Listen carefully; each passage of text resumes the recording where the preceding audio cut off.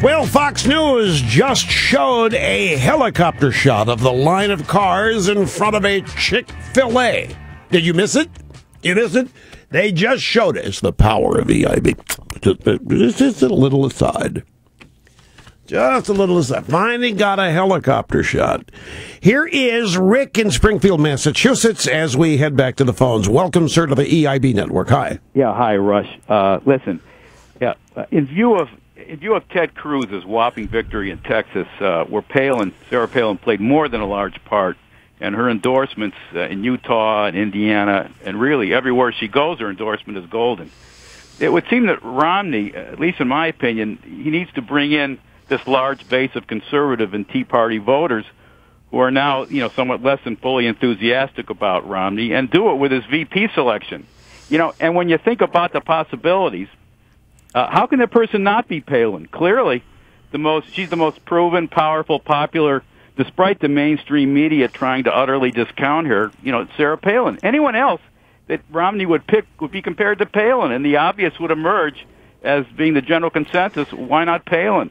It's like perhaps this is a bad comparison, but after the 2010 midterm elections and now after Palin's more than a whopping power and success in the primaries, Palin's like the giant elephant in the room. I don't have any idea what's going to happen here. I just don't see. Not 2 times. I don't see it. It's just not going to happen. I can't see her doing it. I think she would, because she would serve. But Romney acts at his peril, I think, if he not only ignores her at the convention, but really ultimately ignores her as Veep, because anybody's going to be compared to Palin, and it's going to be, why not Palin? And I think when you look at it, politics is being expedient, and she's the most powerful GOP politician in the country right now, just like the same way JFK chose LBJ. They weren't friends. And I don't think it's got anything to do with being friends or not. I think it's a been there, done that. Number one. Number two, I'm not sure she would want to re-enter the fray this way. There's no upside for her in this. I could now, folks. I could be all wrong. She may want to do this. I don't know. I don't see it, and I also don't think she's the only choice out there that could make this all happen. Frankly, this VP thing, I think the greater danger is picking somebody wrong, than trying to find the ideal correct. See, I may be a lone wolf on that. I don't go in for conventional wisdom, and I'm not, contrary to what everybody thinks, I'm not a political science student. I don't look, for example, all this the way Rove does and these other guys, where they got their whiteboards and they're counting up electoral votes and they're thinking the election's only in 3 states, that the national election doesn't matter, or it's 5 states, or whatever the battleground. I don't look at it that way. I never have. And maybe I'm wrong. Maybe I ought to look at it the way everybody else does. I know that we don't have a single presidential race. We have 50 of them.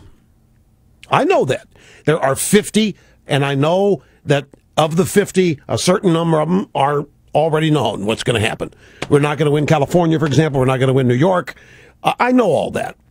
But I also factor in the national aspects of this, even though it is said that you can't factor national characteristics into what essentially is 50 state elections for president.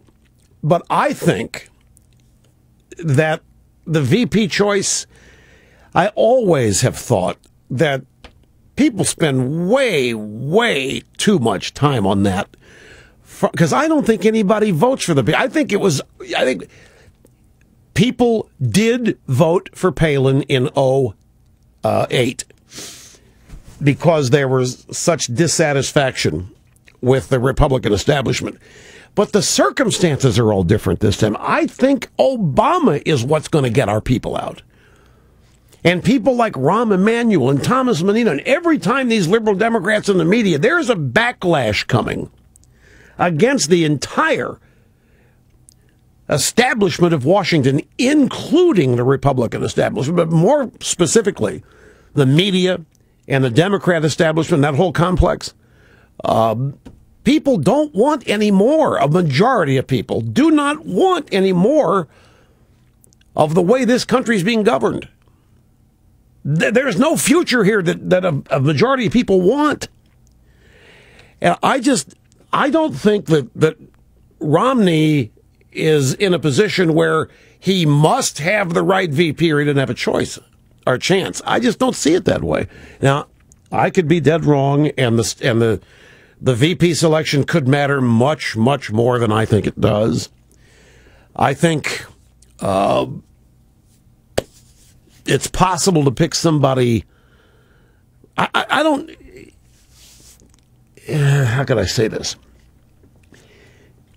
Obviously, he could make a mistake. He could pick somebody that would so depress people. I would try to talk him out of being depressed because it doesn't matter, but I know it will. I don't think Romney, let me put it this way. I don't think Romney's victory hinges on who he picks as Veep. Now, I may be a lone wolf. I could be the only idiot who thinks that. But I don't think that's the primary factor going in.